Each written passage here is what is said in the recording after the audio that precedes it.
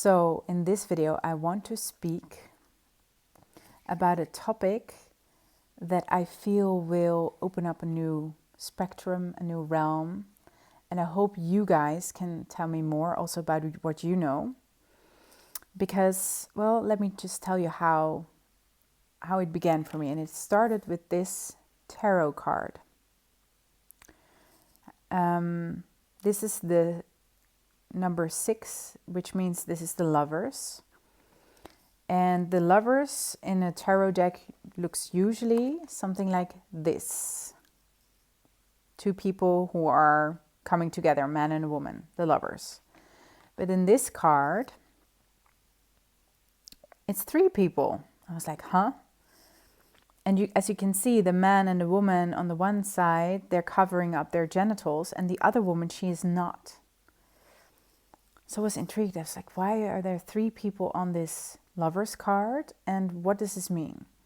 So the description of this card said, the woman who is not covering herself up, she is Lilith. Okay, and the other one are Adam and Eve. Profound difference in energy.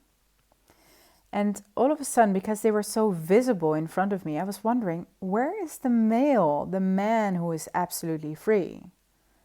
He's not on the card. He's actually never spoken about. We only have the myth about Adam and Eve and Lilith and the snake. So isn't there also a male character that is free in his sexuality and power? Unlike Adam and Eve, who are covering up their sexual powers and were banned from the Garden of Eden, right? After Lilith was also banned. But so I was really intrigued, and I feel like we've been very busy reinstating the feminine and her roles, like Mary Magdalene and her role, her part in things, and the role of Lilith, you know, the story and the myth of Lilith. For the people who don't know, and I hope I can tell it correct. So Adam, he had a first wife, which was Lilith, and she was sexually free. She was equal. She was... So legend goes, she wanted to sit on top of him while having sex. She wanted to ride him, and he was having none of it. So he cast her out. He did not want her free spirit, her power. So he cast her away, and then God created Eve. So Adam would have an equal but more submissive wife.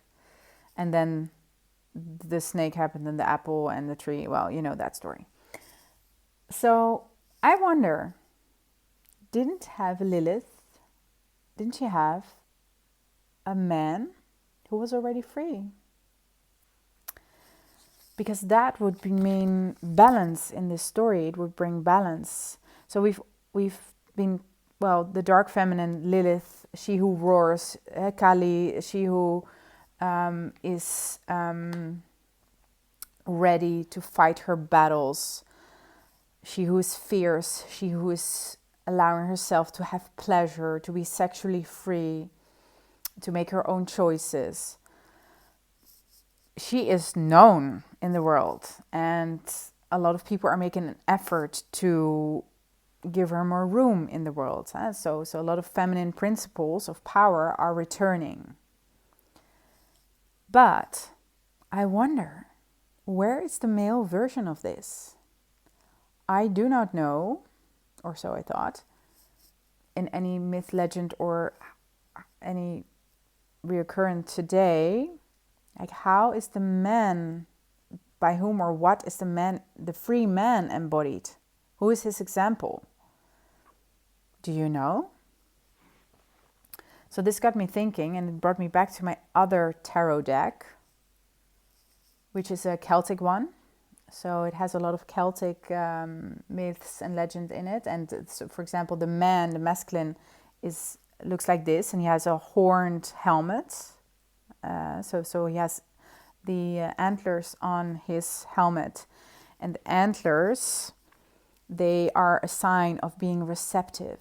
So this man, this image, is showing that he is receptive to the signals and energies around him and expressions around him, so he can hear them and feel them and then put them into divine action, which is what his staff here is for. So he can take action, he can make decisions after listening and receiving the signals. And you can see how big his antlers are. So he can reach very wide and far with his feeling and intuition even. And this means this man is very whole, he's very healed, like he's not a toxic man, he's a very wholesome and loving man. So he is able to receive the feminine or the children or his people. And from there, through the heart, he can make the right decisions. And even the bird in the back, it gives him, it's the symbol for overview. I forget the English word for this bird name, but you know what it is. I also know, but can't remember it now.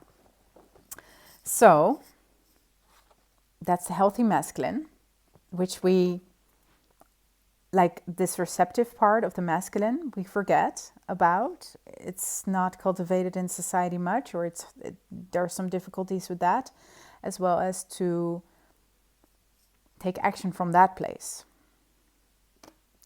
Well, then there's another card, which is this one. Look, do you see this man? Powerful, huh? He is showing his genitals, and he has the antlers on top. And he looks mighty, mighty, mighty powerful. Do you see?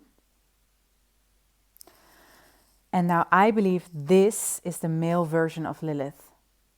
Of course, he would be called differently, which is in this case Cernunnos, which is according to the Celtic mythology. And in another tarot deck, this would be called the devil, the horned god, right? And now I think most of us know the stories about hell and devil and how the devil is bad. But this devil, or this Cernunnos, is not bad. He's powerful, he is sexual, he is almighty, but he's certainly not evil. He's very good, which you can see, like these two people, they're lying naked and sleeping, which is the portrayal of innocence. In order to be powerful and sexual, you have to be in connection with your innocence. For that, and when you're innocent, you're free. So this is a true free man. And in order to keep yourself innocent, there's some work to be done. And I feel this is the quality that we're missing these days. This is what we don't know, we don't remember. We confuse sexuality for something dangerous and bad. And therefore, on the way, we lose the innocence that comes with sexuality. You can only have really deep sexual experience by being completely innocent. No ego, no agenda, just pure heart and sexual energy combined, which is very beautiful, and it gives us the most profound experiences that we can have as human beings. So I feel we need to incorporate this man again in our culture, this archetype, the horned man. It's not the devil. He's not evil. He is very good. He's very powerful and very sexual, but he's also innocent. Yeah. So let's return this man into our system. Whether you're a man or a woman, we all need him. And I feel it will bring us a lot of goodness. Thank you. Thanks for listening, and see you next time.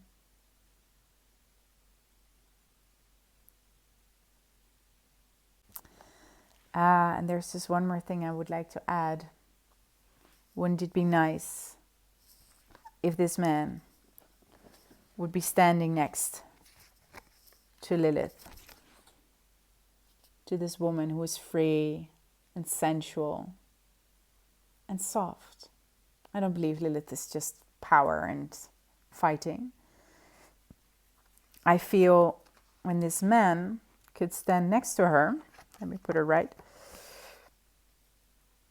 she would soften up so much because she's safe and she's held and she's good. That's what we need, people. Oh yeah.